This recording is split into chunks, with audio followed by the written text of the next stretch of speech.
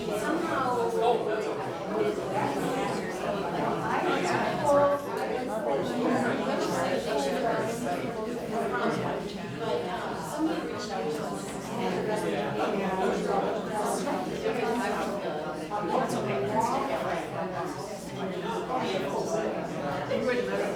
right. Hi, everybody.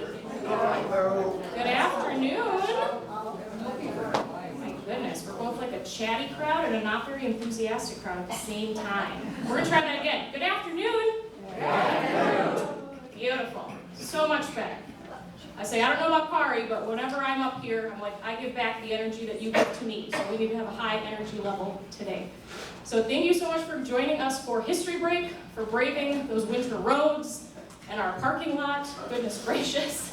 I'm glad you are all here. We're very excited to have you all this afternoon. Just a couple of housekeeping things. Upstairs in our gift shop, we do have copies of Moose versus Moose, which I just learned how to pronounce today. Thank you very much, Kari. So those are upstairs in our gift shop if you are interested in getting a copy for yourself.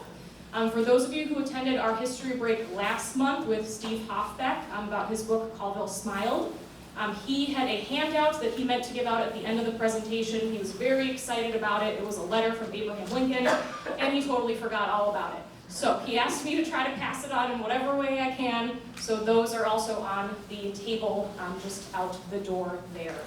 There's also a bunch of flyers for upcoming programs, so please make sure to take some. Hopefully we see you at some of those programs.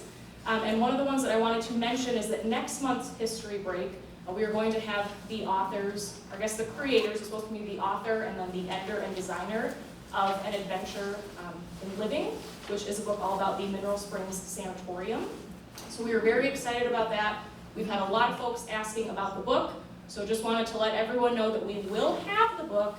However, they're not able to ship it. So unless they're able to make a trip out to us, we won't have the book until the day of the History Break event. So if anybody wants a copy of that book, make sure to come on History Break and maybe get here a little bit early so that you can snag your copy.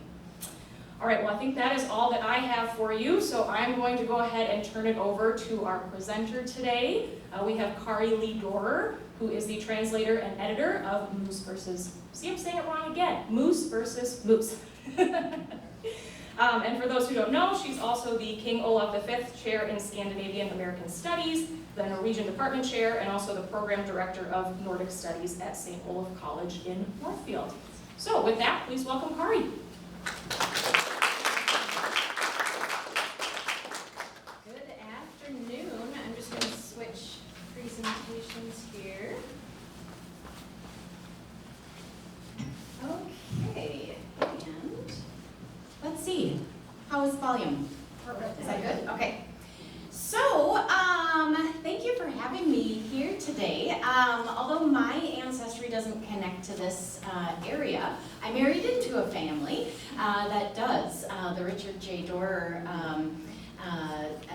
Forest is the family that I'm married into, so that's a nice connection for me. But I got here a little early and I saw lots of other fun connections to families from Northfield, families that I know, and it was really interesting, and I'm going to make some connections with the exhibit, the various exhibits today as well. So, what am I going to talk about? Today I want to give kind of a brief overview, just kind of a few tidbits about Goodhue County in the time period that is focused on in the book, Moose versus Moose. And then I'm going to tell you a little bit about our two key players and what their scandal was all about. I also was just having a conversation about how I hate spoilers, so there will be a few times where you might want to know what happens, but only the people who read it get to find out.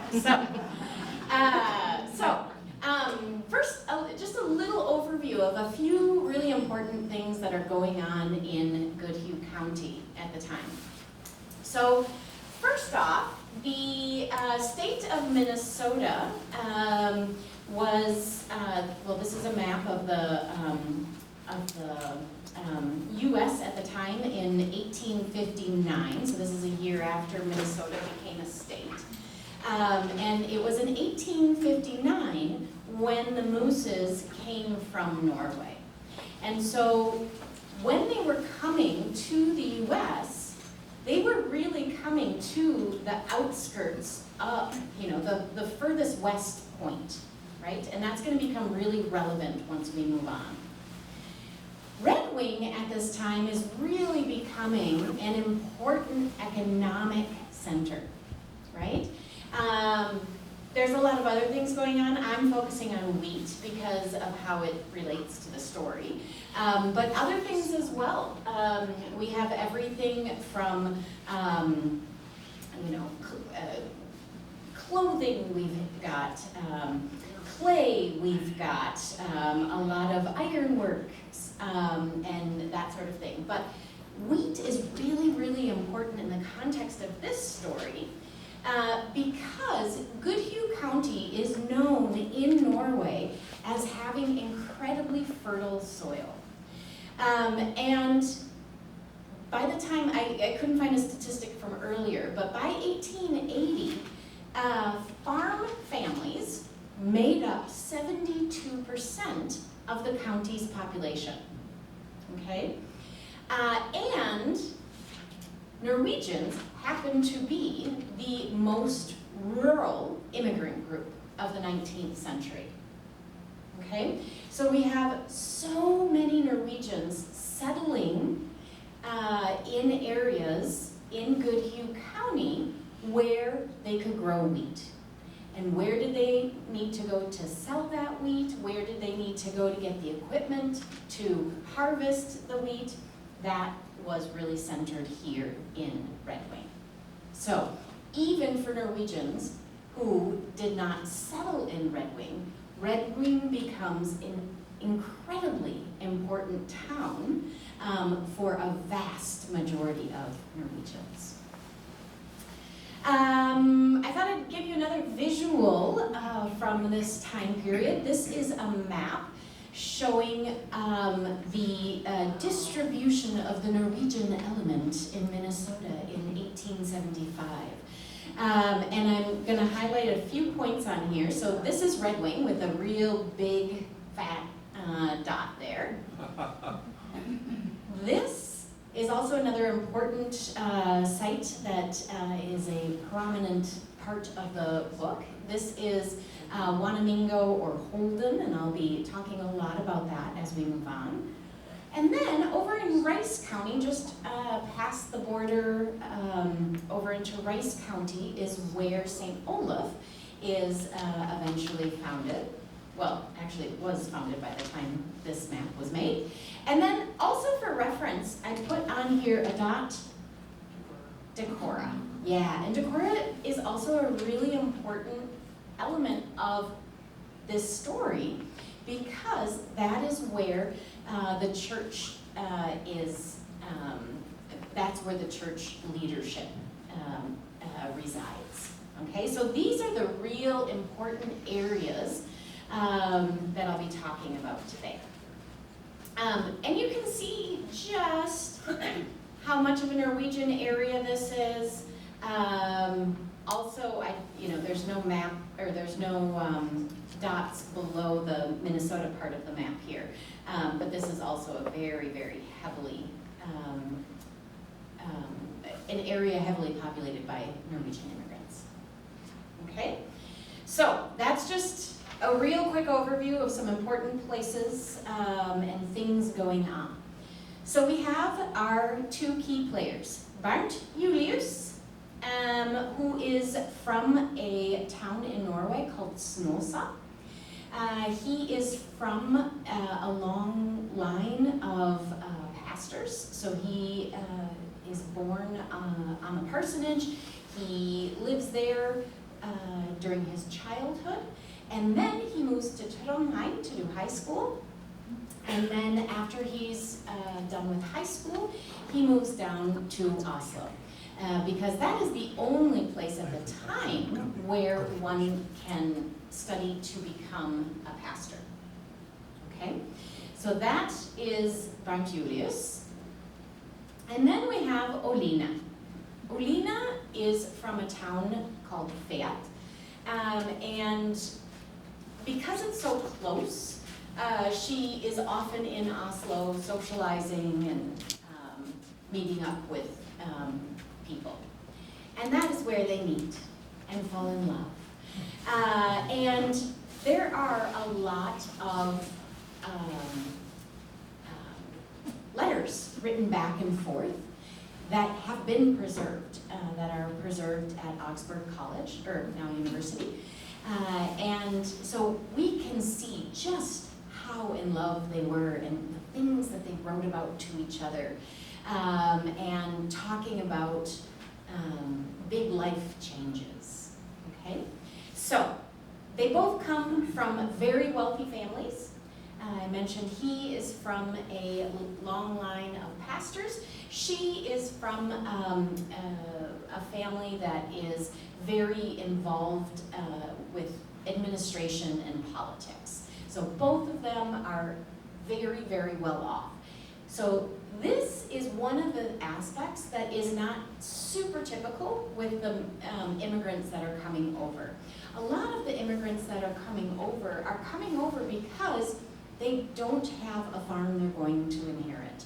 They don't have food on the table, and they're coming over out of economic necessity. So these two don't follow the trend in that regard. So I already mentioned they come over in 1859. It's a very long trip.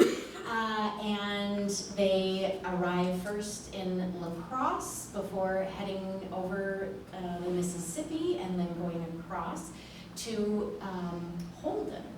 And when they arrive in Holden, they arrive and he is Minnesota's first resident pastor.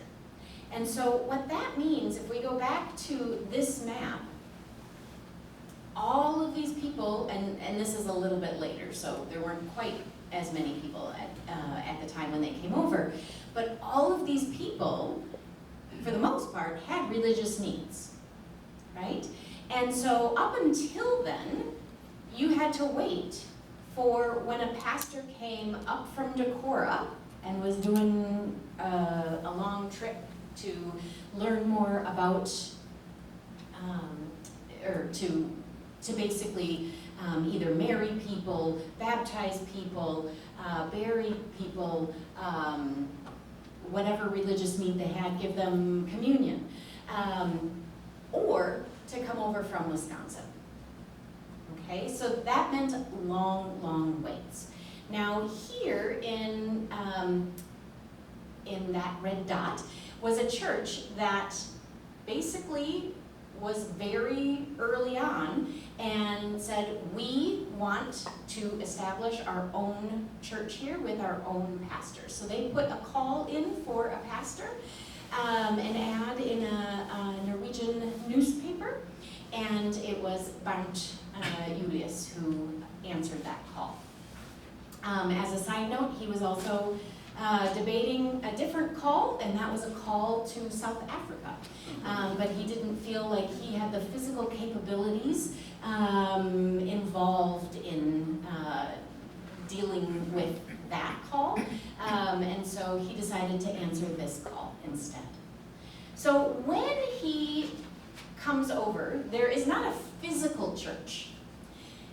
That is built over a 10-year time span. So they come over in 59. The church is constructed between 1861 and 1871, and this is the first church. And I had to just include that it was built by a construction company from here in Red Wing, Hill and Simmons.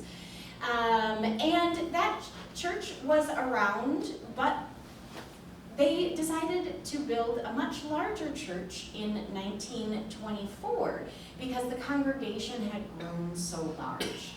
And so that is the church when one drives past that area that one would see today. And it's a beautifully built church.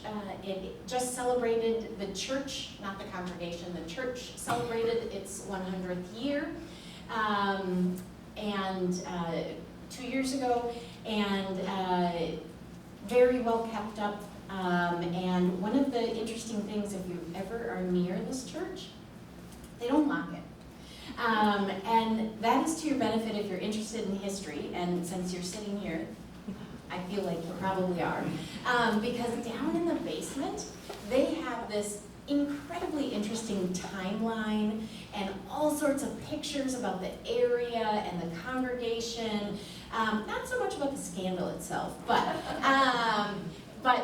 lots of information down there. So if you ever find yourself driving by, I highly recommend a stop and to go, especially in the basement. There is so much interesting, many interesting things down there.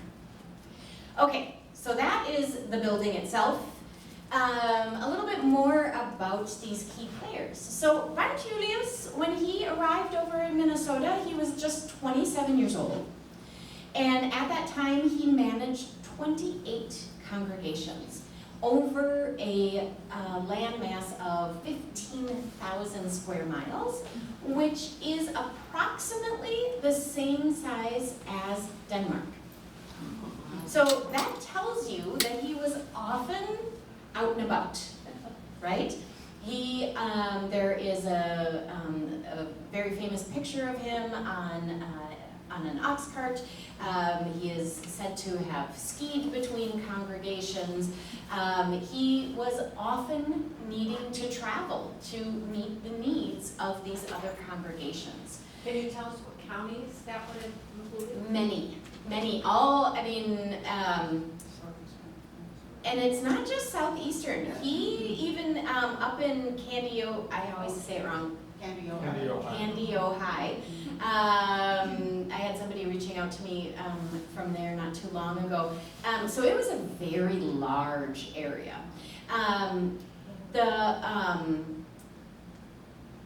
For southern Minnesota, I don't think there is a county where he wasn't involved in. So a tremendous number. He eventually had some sort of, as a side note, kind of connecting to that, he eventually worked at different times with over 50 congregations. So either taking over for a short time when maybe a pastor was sick, or traveling back to Norway. So very, very many churches. So he is often out and about. But at the same time, lots of people come to Holden because to save time, people travel there, right? And so Holden becomes a really, really important hub for religious life. So when they eventually do have additional pastors that are coming over to other congregations, for example, and they need to have meetings, or when the pastors and leaders from Decorah and those from Wisconsin want to meet. That's a very logical meeting point. So Holden also becomes this really, really important center for religious life of the Norwegian Lutherans. And with that, those two things combined, he very, very quickly becomes an authority figure, right? And if we think especially back to this time, what the pastor says is what you do, right? And that becomes very important in this case. And then a little bit more about Oline. Oline, when she came over, she was 21 years old, and she was not believed to have all the necessary experience needed to be the pastor's wife, to be able to host all these events, to raise a family. And so because of that, she has a friend come over with her to kind of help her in that role and kind of train her how to do that. That was also very, very rare at the time for Norwegian immigrants. And she was the behind-the-scenes organizer of everything, from big meals. You can imagine if people are traveling great distances, they need to be fed, but they also need a place to stay overnight because these were not just day trips that people were making. When he was away, she was also in charge of a number of his duties. And there are lots of archival pieces of history that show us just how involved she was in that. She also raised 6 children, and she almost never left the parsonage. So unlike her husband, she stayed put. She was the main person there. She wanted to leave. Her husband wouldn't let her. So it wasn't because she didn't want to. So again, they come over in 1859. Starting in the 1870s, late 1870s, we see this divide starting in the family, and stories and rumors have started. And I love this picture. This is actually the cover of the book. This is not a crease that a Photoshopper put in there. This is how it is in the archive. And because it's a little blurry, I'm just going to make sure you understand. So this is Oline. You can't really see. This is a blanket holding a newborn. And here is Bart. They're very separated. We know the baby's under there because there's a picture that was taken in a slightly different grouping that where you can see the baby's head. We know the baby's there. But what's really interesting is we have no idea who folded this picture, right? And also really interestingly, after this book was published, I found a picture where there wasn't a crease at the Holden Church in the basement. So I thought that was interesting too. But I think how they're sitting and the fact that someone didn't want to see one part of the family is very telling here, right? So those are the key players. So now, what is this scandal all about? So what is the scandal? Well, it's not really a scandal. It's a whole series of things that happen over a long time period. And it's a series of cases. And the cases are both within the church system and also within the legal system, okay? They are initiated by Oline, and that, it's really telling of the time because that was not something common in the 1880s. And it was something that both the press and the public became extremely interested in, okay? There were very, very few people who did not have an opinion in the case. So just what was the case? So I'm going to give you a timeline of events. So everything started at the very end of 1879. It started first with actually a meeting between Bart and the man who became Oline's lawyer, Andreas Urland, here in Red Wing.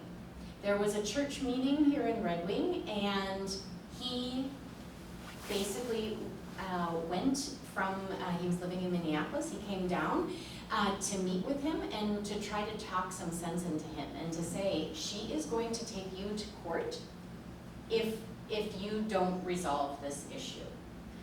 And he basically laughed and didn't believe it. And what it was inheritance.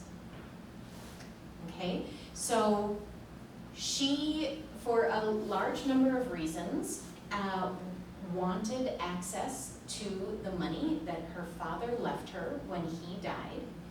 and she believed she had the legal right to it.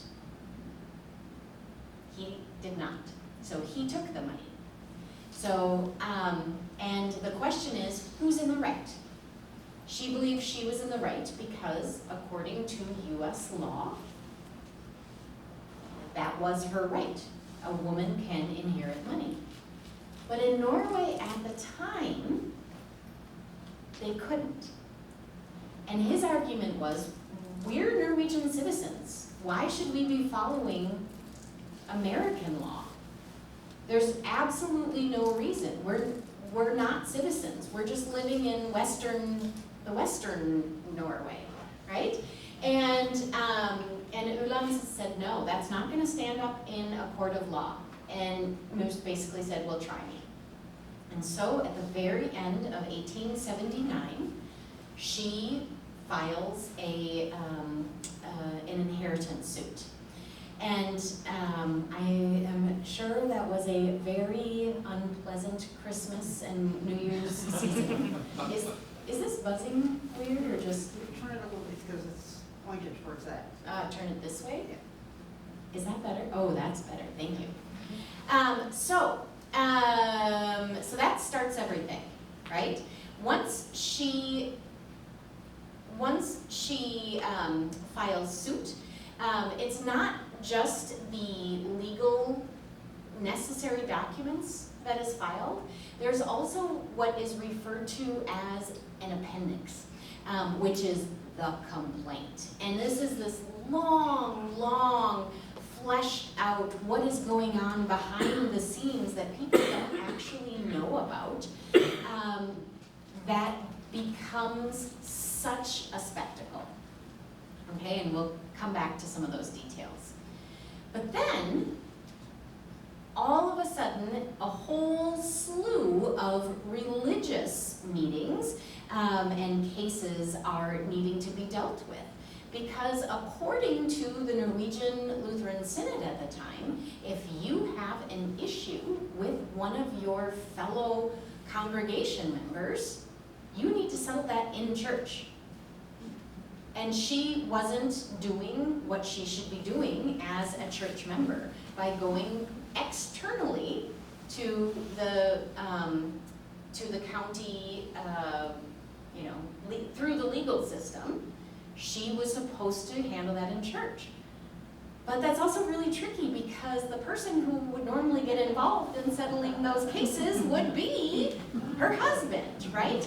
And she had in fact gone to the assistant pastor at the time, and he basically was like, ooh, I don't know, this is not something you should maybe touch, right? So she had tried, but didn't make any leeway. So, all of a sudden then, we start less than 2 months later, we have all these meetings at Holden that take place. The first one really focusing on should Barnt Julius be allowed to continue as a pastor if there is a legal case against him at the moment. Then there was a 2-day-long meeting focused on should Oline be reprimanded for having, for doing what she did with bypassing the religious nature of settling a dispute. As you can imagine, Olina's not allowed to speak at this. And so she refuses to attend one of the meetings in protest. And then this just goes on and on and on and becomes even more ridiculous at every single meeting and touch point here. And during this time, you have a whole slew of newspaper articles that are coming out, both within the Norwegian language newspapers, but also within the quote-unquote American English language newspapers. And those are both local here within Goodhue County. They're national, like the Women's Journal, but they also I mean, there's hundreds of, well, not hundreds, there are many articles also in Norway as well, maybe hundreds. And so this is really, really getting to be this very, very public debate, right? And so you saw a snippet of some of the, I'll come back to that in a second. You saw a snippet of a few of the articles. I used to, before doing research on this book, I used to think that I was really fortunate to not grow up with social media and the bullying and all that teenagers seem to be going through. But after doing this, I am so much more appreciative for not being in the middle of a scandal because newspaper editors did not mince words. And so I thought I'd show you a couple examples that came from right here in Red Wing. So the Goodhue County Republican during this time period, so this was just right after the second meeting of the church, wrote, "Let justice be done. Let the woman in this country have fair play. Let's have no inquisitorial nor ecclesiastical tortures, no thumbscrews to crush the flesh, nor excommunications to bruise the spirit of a suitor in the civil courts, who does not yet appear to have alleged anything false. Let no man, though he refuse for 20 years to become a citizen of the United States, attempt to obstruct the course of civil justice here by vexatious church proceedings. Let Mr. Muus have justice whether he wants it or not." Okay? And then just a week later, the Red Wing Advance, and this is just a snippet. These are all just snippets of a much, much longer article. "Never did the Pioneer Press say words of more truth than it did when it stated the queer correlation between Muus and the congregation, the members of which, as a flock of subdued beings having no principle, no will, excepting those of their master. The majority of them are empty bottles which are filled by use." And I like this quote because here you can see the synergy between the press, right? And how they were writing, like saying like, oh, like I want to further this point or I want to argue this point.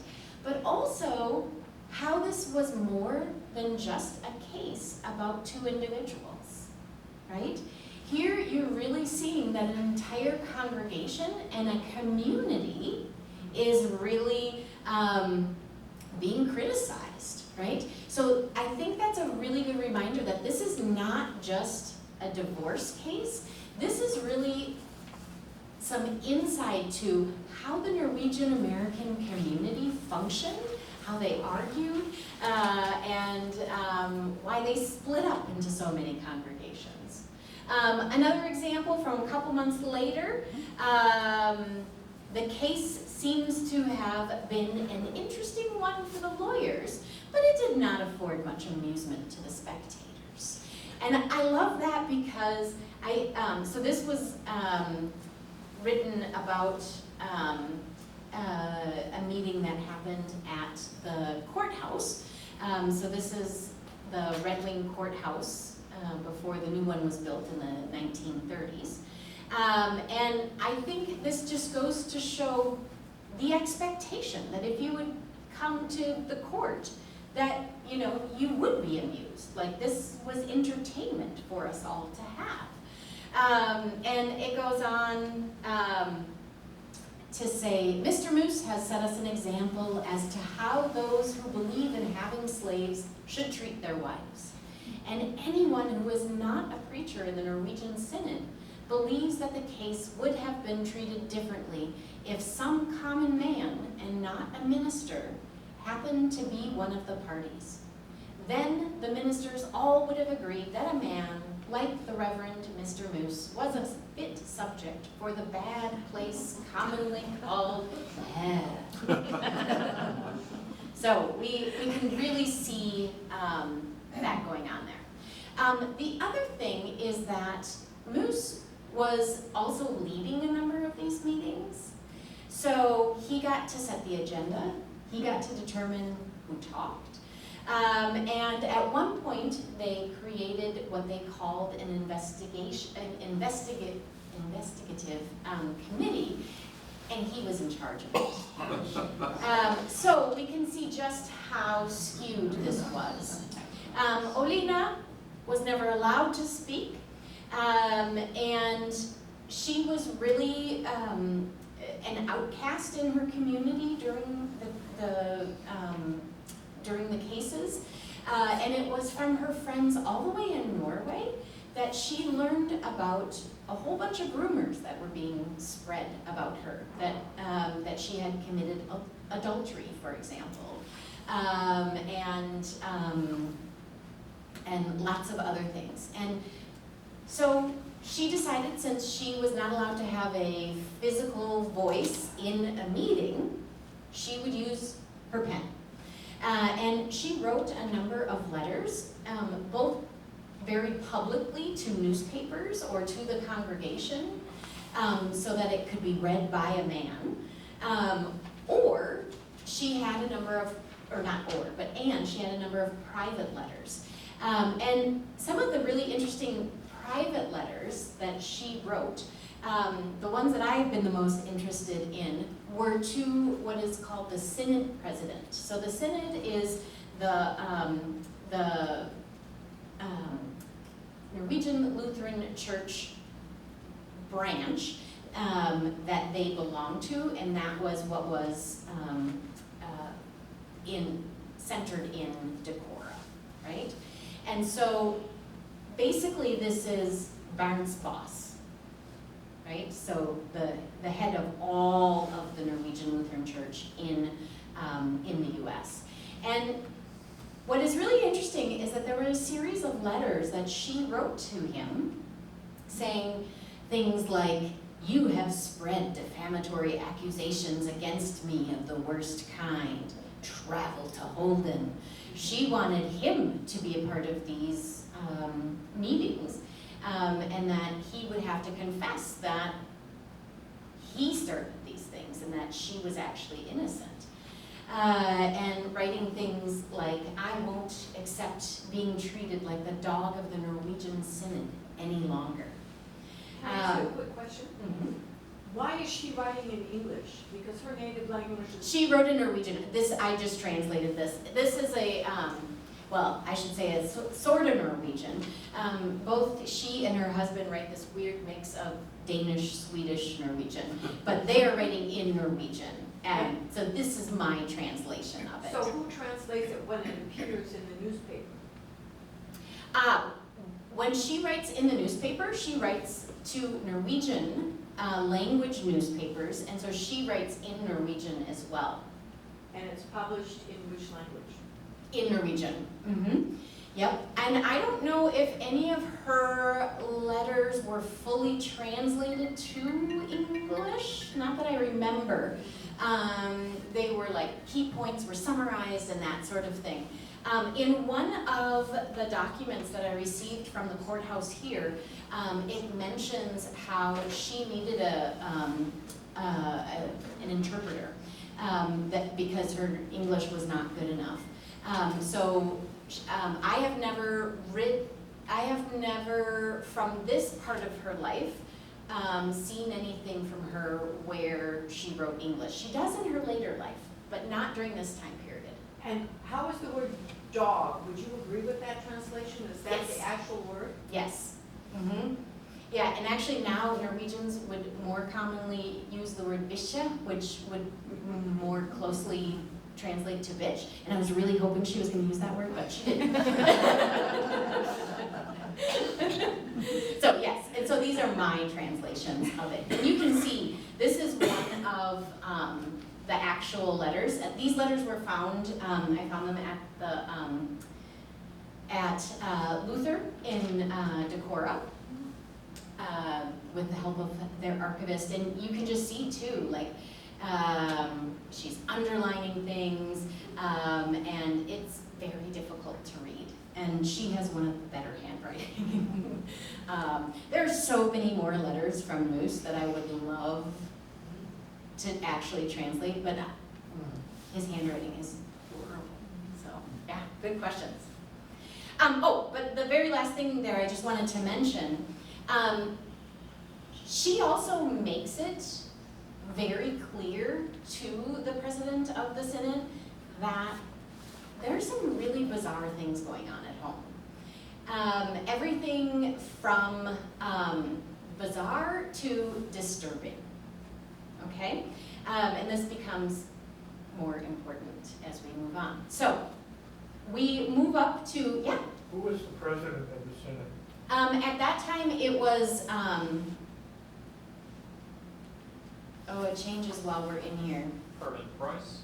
I think it was Price. Don't quote me on that. Yeah.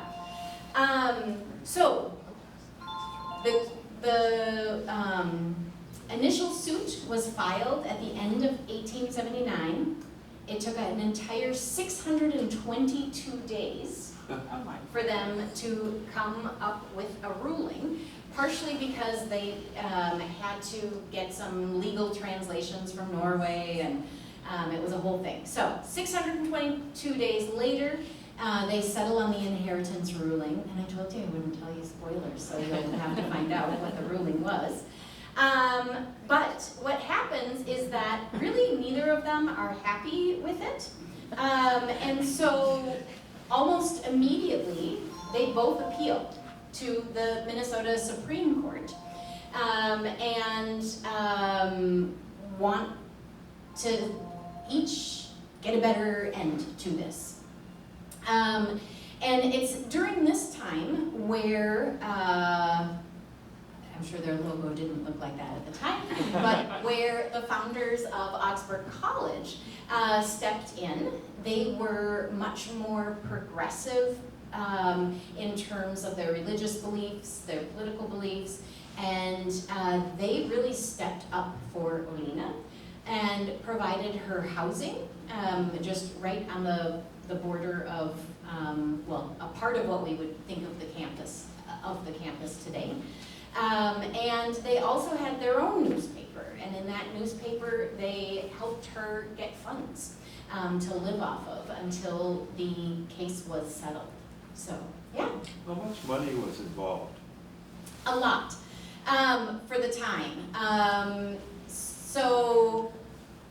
I know I did a calculation in the book of how much it was worth today. At the time, it was, let's see, she eventually, so it was less than $10,000 at the time, but that was hundreds of thousands of dollars today, or would have been. And again, we have more religious meetings, and you know, at a lot of these meetings, you have people traveling from very, very distant places, traveling for days to get there. At some of these meetings, they have what they believe to be over 1,000 people that show up just to hear the debate about what is going on. It's a real huge sensation. And then they have the inheritance suit ruling, also I won't tell you, the second one, and then almost immediately after that, Oline is already residing in Minneapolis at this time, and in Hennepin County is where she then files for divorce. Okay, and the divorce case is settled in 1883. So this all begins in 79 and continues to 83. Again, I won't tell you what the verdict was. There was a verdict. Okay, I'm gonna skip through a couple things here, just real fast, so we have some more time for more questions at the end. During all of this time, Bart, as I mentioned, becomes this really important leader in the community, and not just religious leader, but his ancestors were known to be what are frequently referred to as potato pastors, which are pastors that are not just trying to spread the word of God, but that are people who are trying to help individuals put food on their table, right? And so becoming really involved in other aspects of the congregation's lives. But he also becomes very well known during this time as being extremely difficult. And when he had an opinion about something, he made it known. He also, just like the press, he did not mince words. He also, during this time, became labeled as very anti-American. And I will come back to why that's important. One of his really firm beliefs was that education has to be a priority in this new country. And it's not just education, but it's education in a way that supports maintaining Norwegian culture and Norwegian language.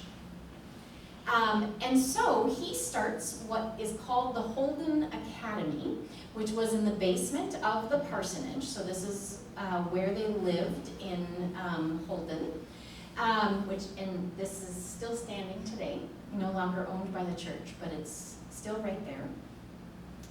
He started that, and it was almost an immediate failure. But it was what we believe to be the beginnings of St. Olaf today. So basically started there, and the question is actually interesting that it started in Holden, and they knew it couldn't continue in Holden. And there was a lot of debate about where it should go.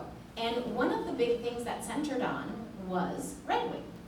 And so the big reason why Holden was seen as, the location of Holden was seen to be a big part of the reason for failure of the school was because it wasn't on a railroad line.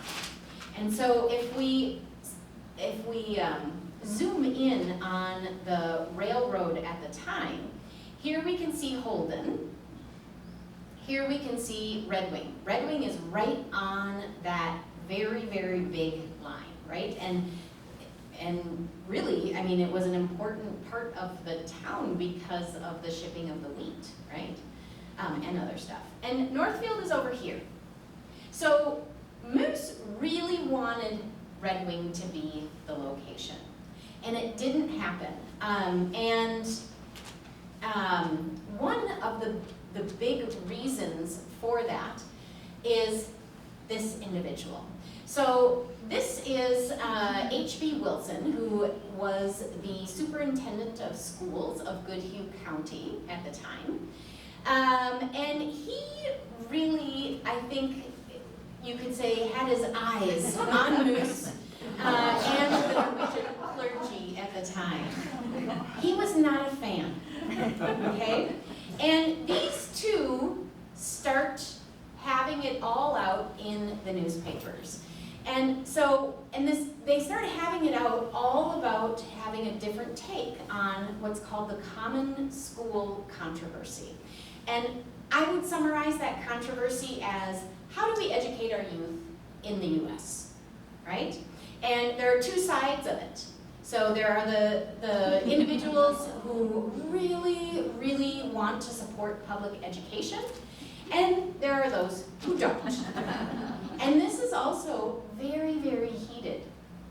And so at the time, the individuals who really supported public education felt like it was an incredibly important aspect of the establishment of a democracy. And that we have to have that. We all have to have that same foundation. And to give you a quote about how it was viewed, the common school is our country's cornerstone, and the building of the religious schools is nothing less than treason against this country. So that was an example of just how strong of an opinion people had. There were also those who felt that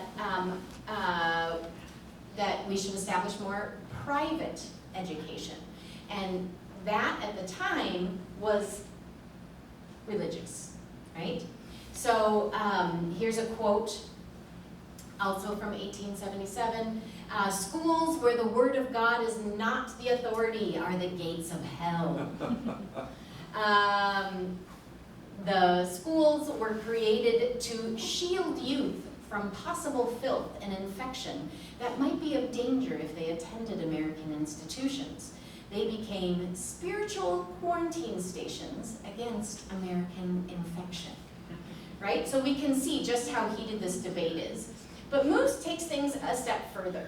And he writes this long article called Schools or Good Schools, right? So saying that, yes, we have schools, but there's also this thing called good schools. He is one of the individuals who really goes a step further. He's not just talking about this, he's actually establishing schools and helping individuals establish schools. And they just have it out in the press through various articles. And essentially, I would say that part of the reason that, Wilson was based in Red Wing. They had a very, very heated relationship. And I think that was part of the reason that St. Olaf wasn't eventually founded here in Red Wing, even though that was Muus's first choice. So St. Olaf was established in 1874, and then, we already then have a very large community here, and I think that really paved the way for the Haugian Church to establish a seminary just a couple years later, and right during the middle of all of this case.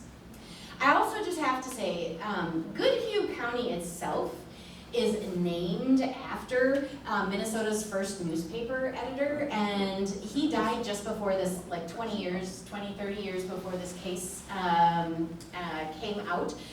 But I think he would have absolutely loved all the attention garnered from it.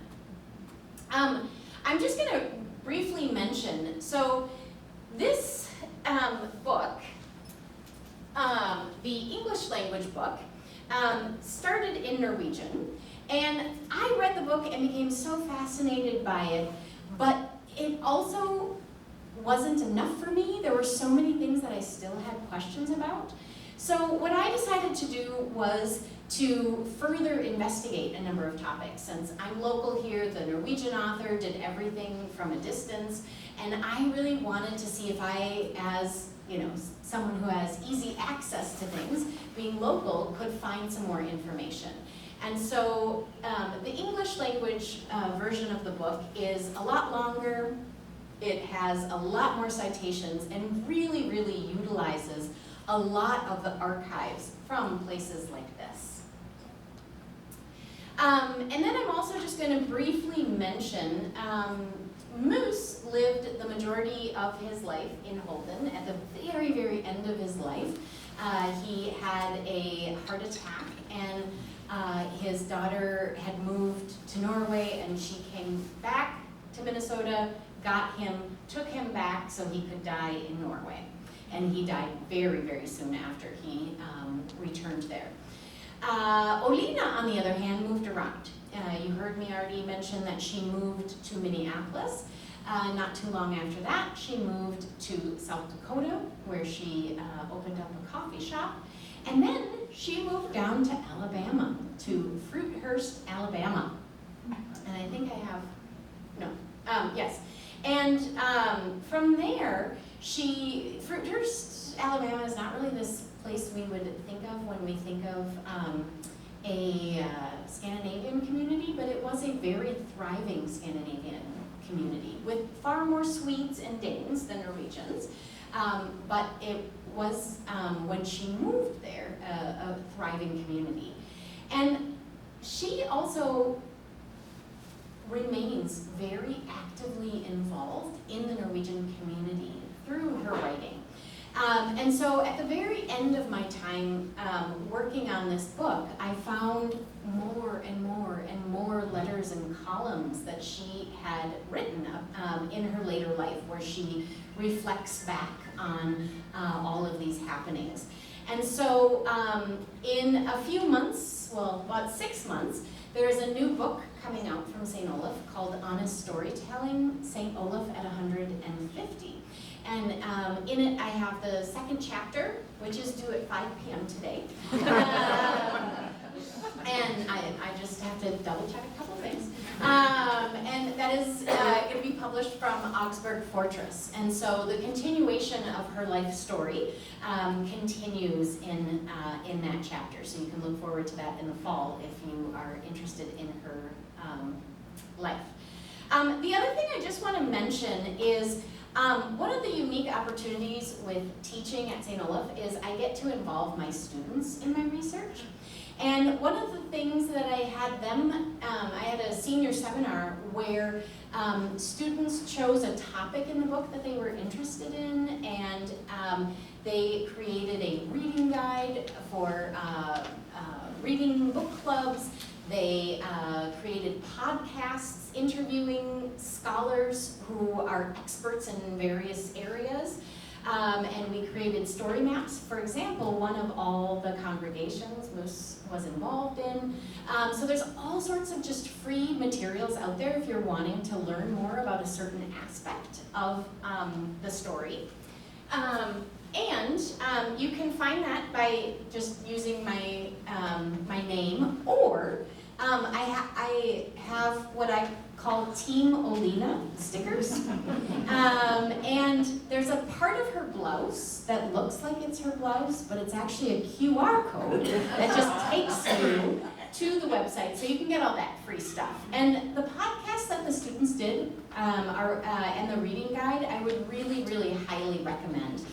They're great resources. So I see that I wanted to leave a full 15 minutes for questions, and I did not, because there are just so many Red Wing connections that I wanted to talk about. But I am not in a hurry, so if we can't get to all the questions as a large group, I'm more than happy to stay and answer those. So thank you, thank you.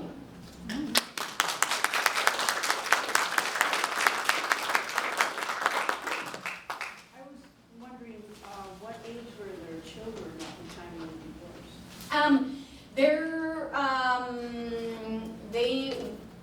One had just died, which I think was, in my opinion, was like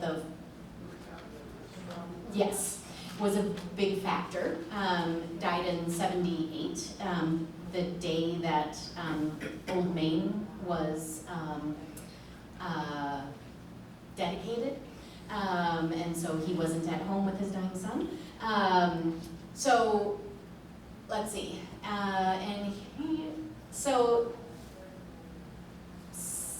5, 6-ish up to about 20. Maybe So 22. the youngest child died? It was not the youngest. Yeah. I remember hearing from old relatives of mine who lived at Holden long ago that Dr. Muus had a relationship with the wife, or Reverend Muus had a relationship with the wife of a Norwegian doctor named Dr. Grunwald, I think, and Mrs. Muus had a relationship with Dr. Grunwald. Was there any truth in that? Oh, everyone from Holden had an opinion on it, right?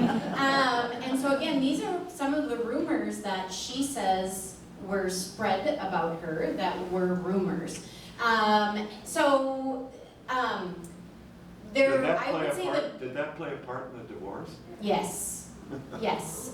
The other thing that I didn't even have time to mention was that there was a satire musical performed where Barnt Muus is having an affair, and I would say the majority of the rumors were really centered on Oline having an affair with the doctor. Lots of people saying that one of their children looked more like the doctor than Barnt. So, you know, I think if we really want to get to the bottom of that, the Muus family is going to have some DNA tests. But there were a number of things talking about that. I was just gonna ask if you could repeat the questions. Oh, yes, I'll be happy to repeat the question so you can hear. Did the children side with one parent or the other? That's also a really good question, if the children sided with one side or another. The children weren't allowed to make a decision in that. A decision was made for them. Basically, what happened was the kids were no longer allowed to speak or communicate with the parents, with the mom. And there are some very, very serious allegations made against Barnt Muus, but at the time, it didn't matter. He was the man, he got custody.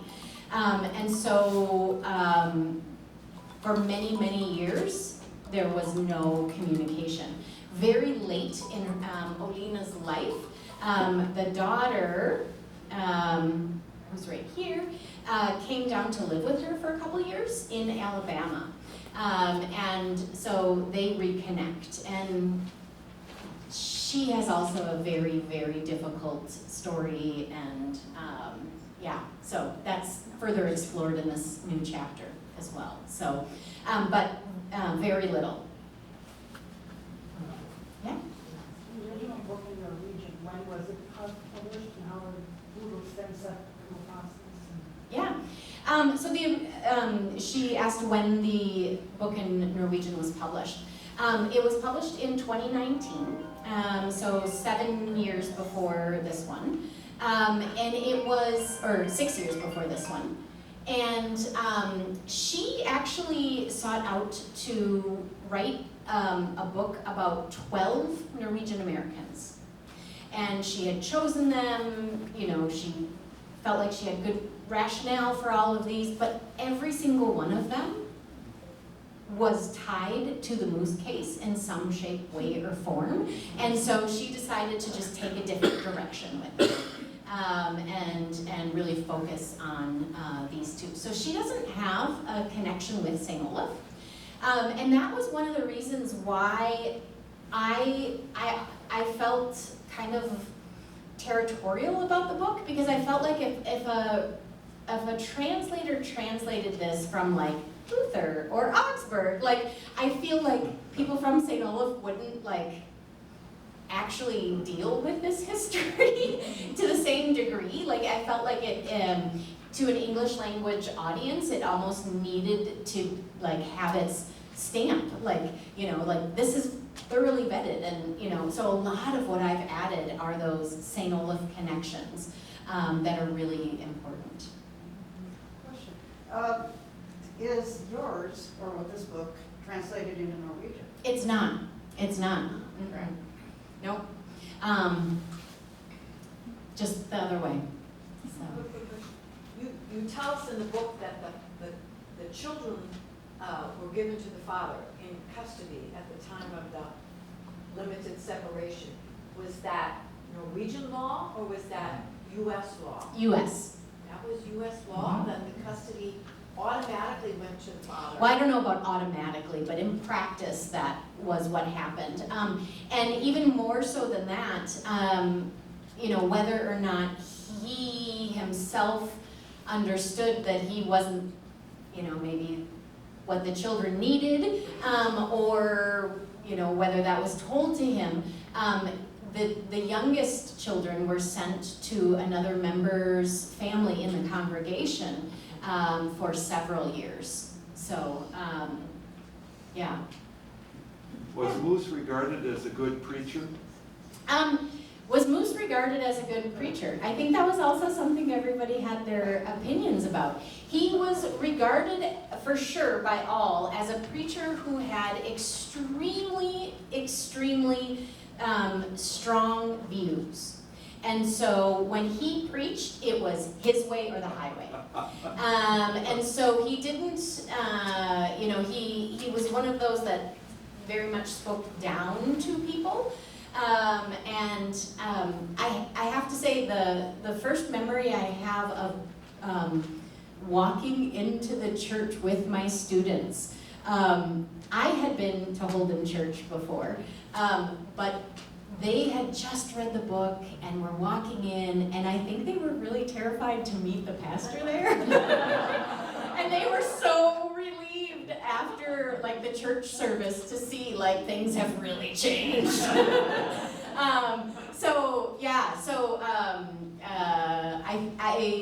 I very much think he was known as a person you didn't mess with.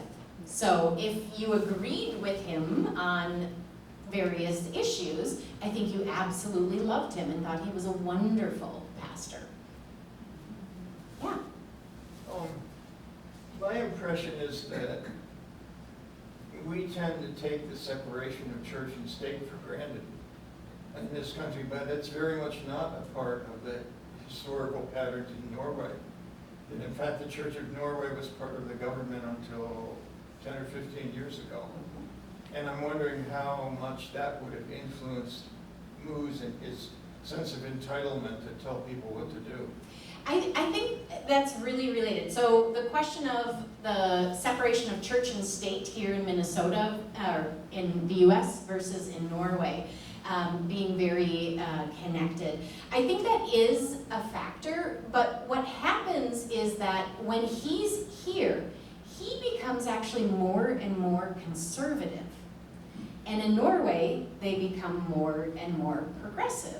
And that's a very common trait with immigrant groups as a way to preserve heritage. And that's often seen over time and location. But he becomes much more conservative than his counterparts in Norway. Yeah. So the helper that came over for Olina and Olina herself, at what point did those two people move out of the house? So the question is, so Olina had this helper assistant, and at what point did they leave the house? So so Karen Christofferson, I think was her last name, she left many years prior. And there are a couple letters, at least one letter that I remember reading between the two from the Augsburg archive. So she, I think, spent like somewhere between like 3 and 6 years with the family, right when, just during that beginning time period. Olina left right during the middle of the case. I think it was 1881 when she finally moved up to Minneapolis. It's on here. I had a lot of slides. Let's see. Oh, maybe it's not here.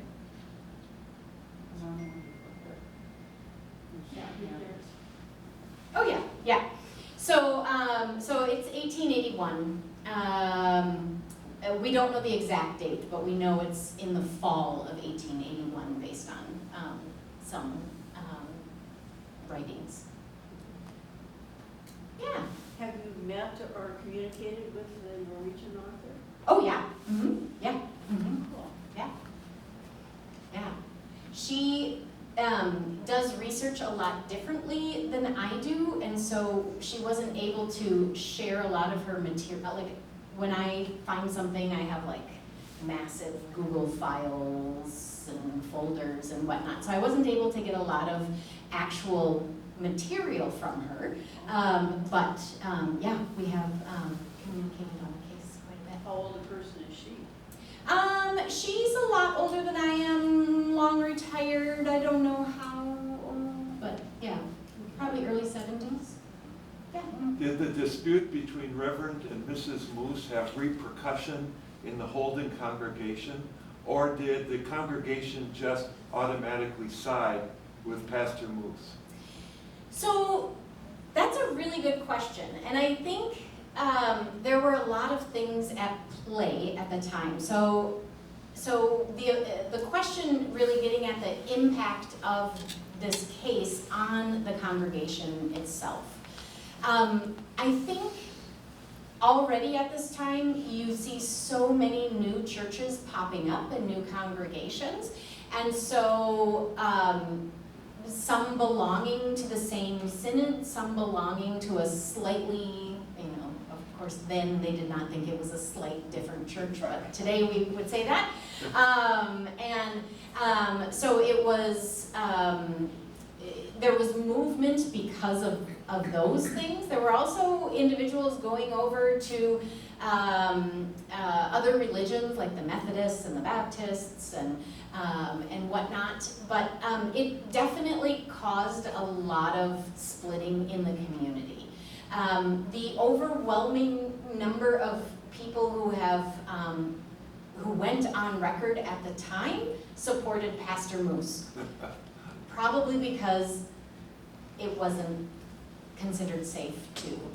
But were they mostly men? Yes, of course, of course. Yeah.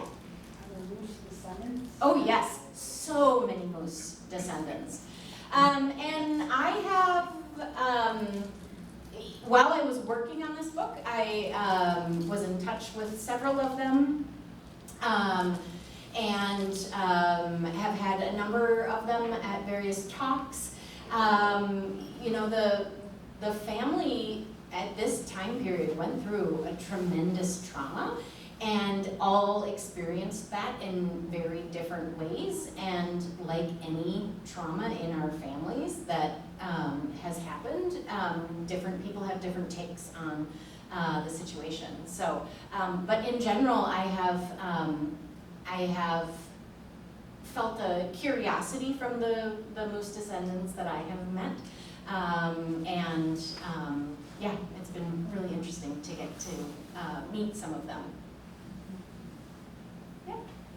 Given what you know and the depth of your knowledge about how the church council worked at the time and the impact of the local newspapers, I'm just wondering how you feel the congregation responded to the fact that despite the controversy, it was U.S. law that made the decision and not him, both on the issue of the inheritance and the issue of the dissolution of the marriage. It was U.S. law and not them. Yeah, well, and I don't know for sure how many of them felt that he was in the right in that regard, about saying that, we follow Norwegian law.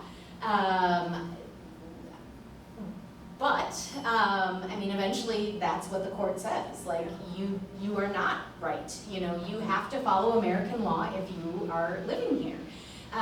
Neither one ever become a U.S. citizen, even though they live their whole lives here. I think that was part of the reasons why figures like Wilson looked at the congregation, not just Muus, but looked at the entire congregation and church as being very anti-American, because they were not willing to follow American law.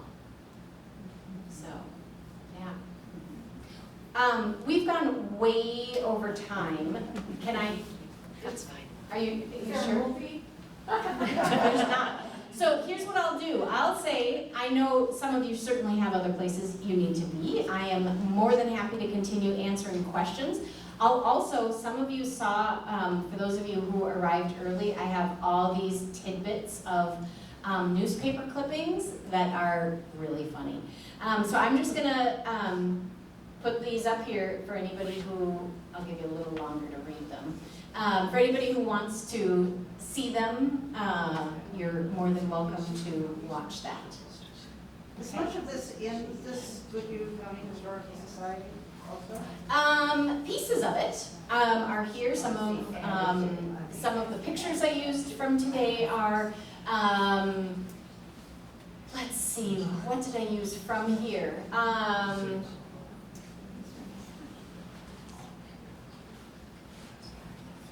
Well, the thing that comes immediately to mind is the exhibit upstairs about the Norwegian immigrants. So if this has sparked an interest, I definitely encourage you to go up there and check that out. Was that on the first floor, right?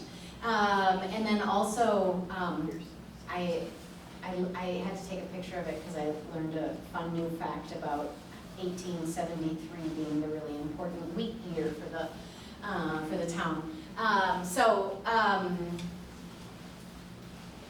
The places that I used archives most from were St. Olaf, the Norwegian-American Historical Association, Luther, and Augsburg, just because it was such a religious-focused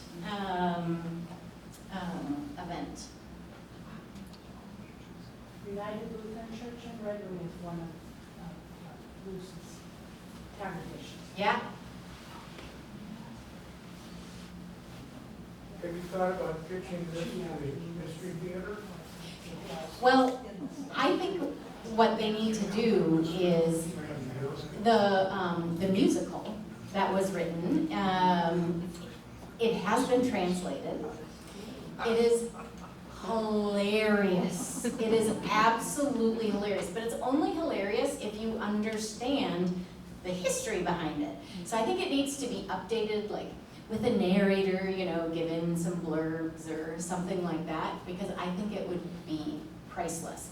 I actually have, after one of my talks that I gave over the summer last year, there was an individual who talked to me about that and kind of has that as a long-term project interest to do something with that. Because all of that is, I mean, all of the material from it is translated. It's a really good translation, and it's a really good critique of the Norwegian-American community. Is it online? It's not online. Tadia Leiren is the individual who's translated that. He, it's a, the book, the playwright was Marcus Thrain, who is an incredibly interesting figure. There's a whole book on Thrain that Tadia has written with a lot of, I can't remember how many plays and musicals are in there, but it's in that book where it's translated. What's the name? It is, let's see, it is, actually I probably have it here. Yeah, there were just little snippets in Overland's book. Mm-hmm.